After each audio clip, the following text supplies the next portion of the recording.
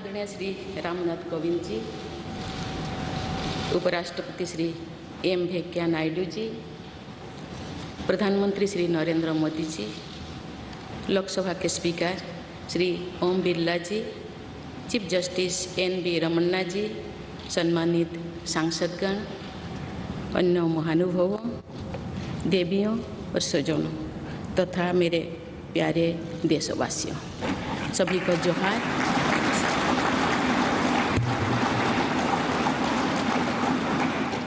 भारत के सर्वोच्च संवैधानिक पद पर निर्वाचित करने के लिए मैं सभी सांसदों और सभी विधानसभा सदस्यों का हार्दिक आभार व्यक्त करती हूँ। आपका मत देश के करोड़ों नागरिकों के विश्वास की अभिव्यक्ति है।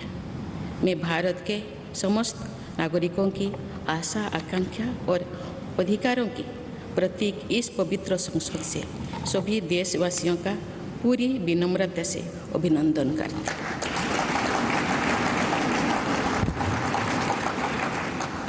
आपकी आत्मीयता, आपका विश्वास और आपका सहयोग मेरे लिए इस नए दायित्व का निभाने में मेरी बहुत बड़ी ताकत रहेगी।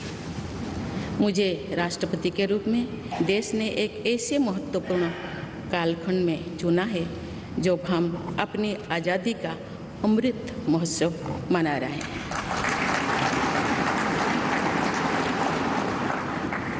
आज से कुछ दिन बाद ही देश अपनी स्वाधीनता के 75 वर्ष पूरी करेगा। ये भी एक संयोग है कि जब देश अपनी आज़ादी के 50वें वर्ष का पर्व मना रहा था, तभी मेरे राजनीतिक जीवन की शुरुआत हुई थी। और आज आज़ादी के 75वें वर्ष में मुझे ये नया दायित्व मिला है। ऐसे ऐतिहासिक समय में जब भारत अगले 25 वर्षों के विजन को हासिल करने के लिए पूरी ऊर्जा से जुटा हुआ है, मुझे ये जिम्मेदारी मिलना मेरा बहुत बड़ा सौभाग्य है। मैं देश की ऐसी पहली राष्ट्रपति भी हूँ जिसका जन्म आज़ाद भारत में हुआ है। हमारे स्वाधीनता सेनानियों ने आज़ाद हिंदुस्तान के हम नागरिकों से जो अपेक्षाएं की थी, उनकी पूर्ति के लिए इस अमृत काल में हमें तेज गति से काम करना होगा। इन 25 वर्षों में अमृतकाल की सिद्धि का रास्ता 2 पटरी पर आगे बढ़ेगा, सबका प्रयास और सबका कर्तव्य। भारत के उज्जवल भविष्य की नई विकास यात्रा हमें सबके प्रयास से करनी है, कर्तव्य पथ पर चलते हुए करनी ही है। कल यानी 26 जुलाई को कारगिल विजय दिवस भी है। ये दिन भारत की सेनाओं के शौर्य और संयम दोनों का ही प्रतीक है।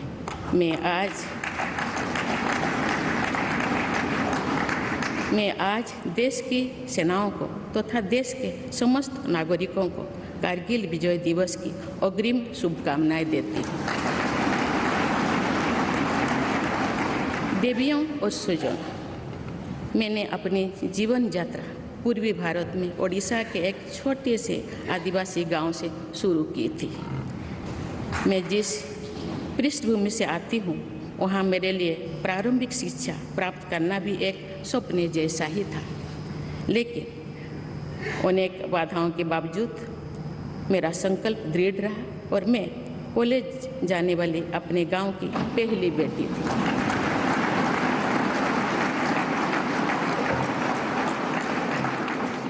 मैं जनजातीय समाज से हूँ और वार्ड काउंसिलर से लेकर भारत की राष्ट्रपति बनने तक का अवसर मुझे मिला है। ये लोकतंत्र की जननी भारतवर्ष की महानता है।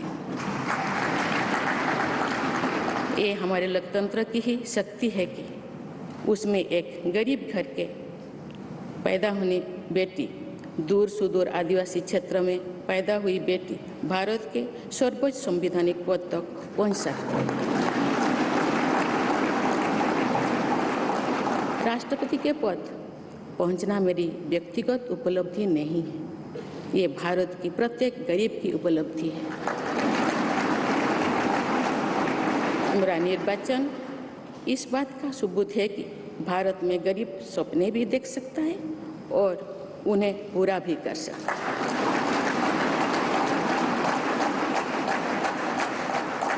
और ये मेरे लिए बहुत संतोष की बात है कि जो सदियों से वंचित रहे, जो जीवन विकास के लाभ से दूर रहे, वे गरीब, दलित, पिछड़े तथा आदिवासी मुझे ये अपना प्रतिबिंब देख सकते हैं। मेरे इस निर्वाचन में देश के गरीब व का आशीर्वाद शामिल है। देश की करोड़ों महिलाओं और बेटियों के सपनों और सामर्थ्य की झलक है।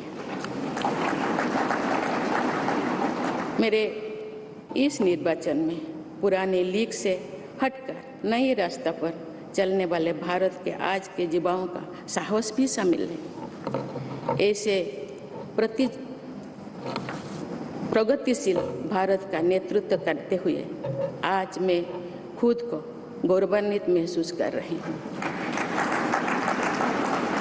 मैं आज समस्त देशवासियों को, विशेषकर भारत के युवाओं को तथा भारत की महिलाओं को